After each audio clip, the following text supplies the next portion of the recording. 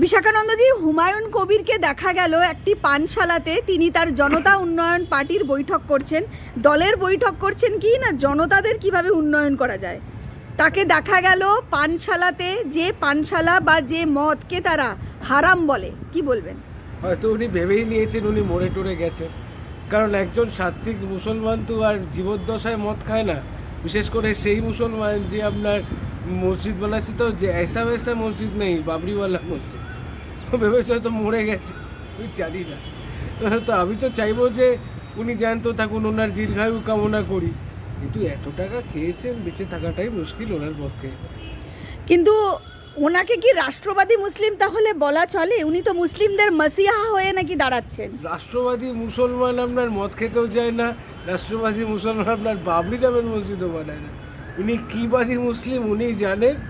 হ্যাঁ, এখন তো দেখছি পানশালাবাদী মুসলিম হয়েছে, বারবাদী মুসলিম, ভালো বারবাদী বরবাদী মুসলিম। এবং ওই পানশালাতে দেখা যাচ্ছে যে হুমায়ুন বেরোচ্ছে, অনেক মহিলা সঙ্গে, মহিলা আছে, মানে মহিলা সঙ্গে পানশালা। আচ্ছা, মেয়েগুলোর হাইট কত ছিল? 130 ফুট। আমি জিজ্ঞাসা করছি আপনাকে, যে মহিলাগুলো বেরোচ্ছিলেন তাদের কি উচ্চতা 130 ফুট ছিলেন?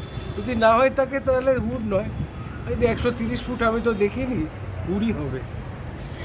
কিন্তু এই হুমায়ুন যে নাকি মুসলিমদের মসিহা, মুসলিমদের নেতা, মুসলিমদের মুখ, আমরা জানি কিভাবে পশ্চিমবাংলায় হিন্দুরা আক্রমণ হচ্ছে, হিন্দুত্বের প্রায় অস্তিত্ব সংকট।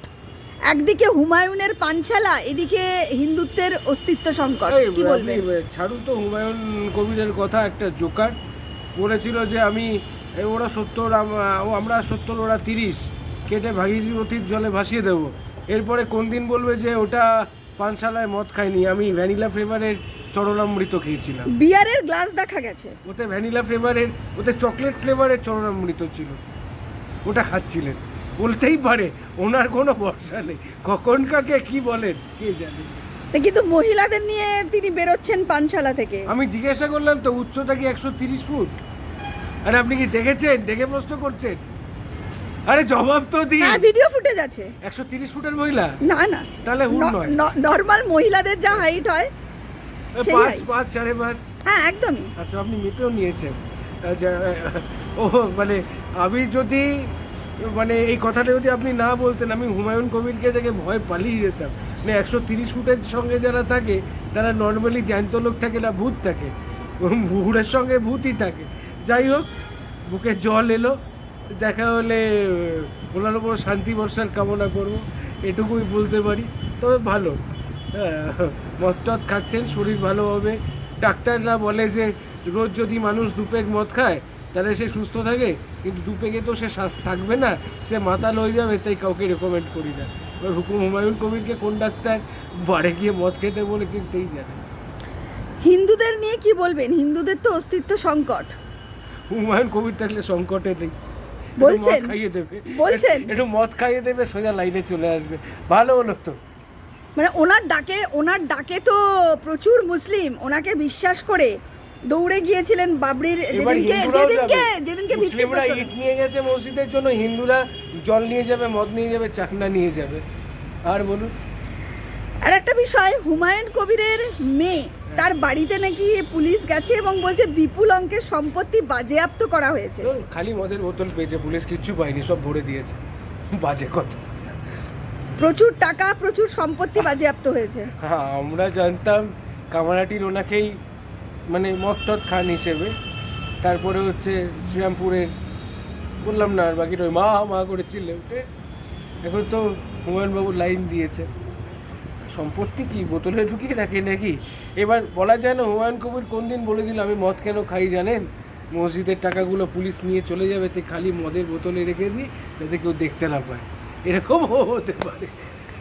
কিন্তু তাহলে কি উনি মুসলিম হয়ে, যে মুসলিম ধর্মে হারাম বলা হয়, সেই হারামের কাছেই গিয়ে তিনি তার নতুন দল, যে দলে নাকি তিনি মুখ্যমন্ত্রী হবেন বলেছেন আমি নাকি মুখ্যমন্ত্রী হব আগামী দিন, তো সেই মুখ্যমন্ত্রী, আমাদের পশ্চিমবাংলার হবু মুখ্যমন্ত্রী হুমায়ুন কবির, তার এই চিত্র মুখ্যমন্ত্রী হওয়ার আগেই। লক্ষ্মী ভাণ্ডার পেয়ে মহিলারা যেমন খুশি, হুমায়ুনকে পেয়ে দেখবেন যে রাজ্যের মাতালরা সেরকম খুশি হচ্ছে যে মুখ্যমন্ত্রী মদ খায় মাতাল, আমরা তো ফ্রিতে পাবো, ট্যাক্স ফ্রি মদ। দেখা গেল যে যেই বোতলটার দাম 200 টাকা সেটা 25 টাকায় নেমে এসেছে। না, সেটা তো মমতা বন্দ্যোপাধ্যায় 20 টাকার পাউচ করে দিয়েছে, মানে আরো কমাবেন বলছেন হুমায়ুন কবির। হতে পারে 20 টাকার জিনিসটা 2.5-3 টাকায় হয়ে গেল, মানে জলের দরে ফলের রস, মানে বিড়ির দামে আপনার বিড়ির বান্ডিলের দামে দেখা গেল মদের বোতল চলে এলো, হতেই পারে। তো আবার ব্লেন্ডেড স্কচ হতেই পারে, কে জানে।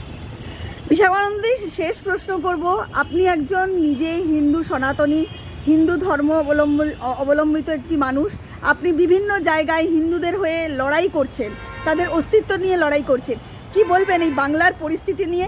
একদিকে মুখ্যমন্ত্রী মমতা বন্দ্যোপাধ্যায়, তিনি দুধেল গাইদের নিয়ে 15টা বছর কিভাবে রাজ্য চালিয়েছে, আর একদিকে আবার নতুন উদয় হয়েছে হুমায়ুন কবির, কি বলবেন আপনি একজন হিন্দু সনাতনী হয়ে? বাংলাটাই লিকুইডেই গেল, কেউ বলছে দুধ, কেউ বলছে মদ, আর বাকিরা আমি শব্দটা বললাম না, আপনাদের মনে চলে আসবে, এর মধ্যেই আটকে আছে। তো কথা হলো যে এর বাইরে বেরোতে হবে, মানুষকে হাতে কাজ দিতে হবে, পেটে ভাত দিতে হবে, আর চামড়ার সুরক্ষা দিতে হবে, এইগুলোই থামবে।